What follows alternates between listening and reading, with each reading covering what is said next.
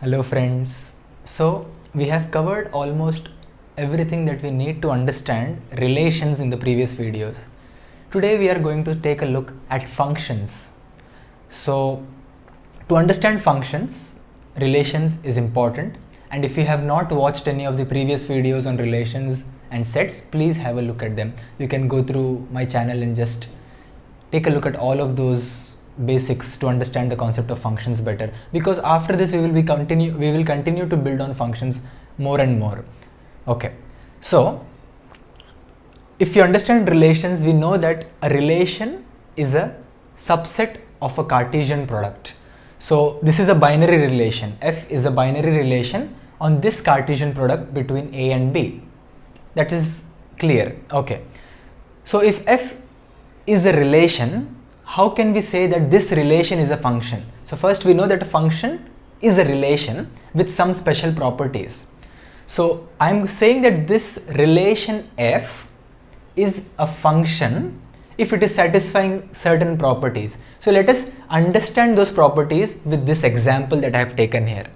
So I have taken a very simple example. I have taken two sets A and B. So as I said, it's a subset of the Cartesian product.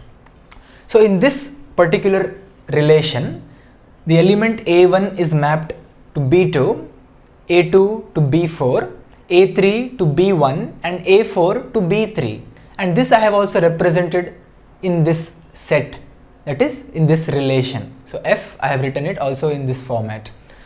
So you can take a look at all of this. So I want you to observe one pattern. It's a very simple pattern to understand. You can see that from every element in the domain, so this is the domain A, there is one single arrow leading to one element in the codomain. That means every element in the domain is mapped to a unique element in the codomain. So it is not possible for one element to be mapped to two elements. It's only mapped to one. So from this it's going to B2. It's not going to B2, B3 or B4 like in the Cartesian product. It's only going to one element. Similarly A2, there's only one arrow leading to an element. So for every element there is one image. So we call the other element on the other end of the mapping as an image. So similarly this can be called as a pre-image. So if A1 is a pre-image, B2 is the image of A1.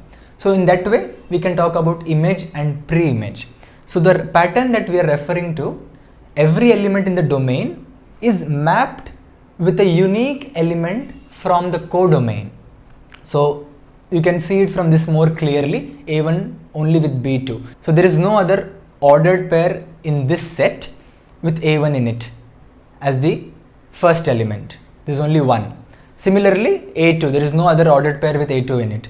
A3, A4. So for every element there is only one unique element in the codomain. So when a relation is having this kind of property, we call that relation to be a function only then.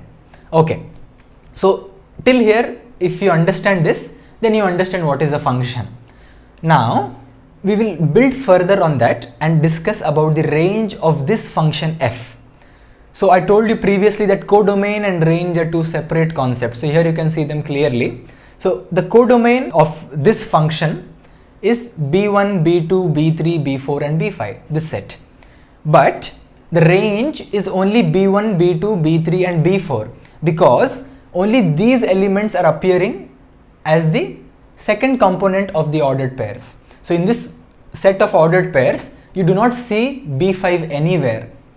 So as a result, if that B5 is not participating in this relation or this function now, then B5 is omitted from the range.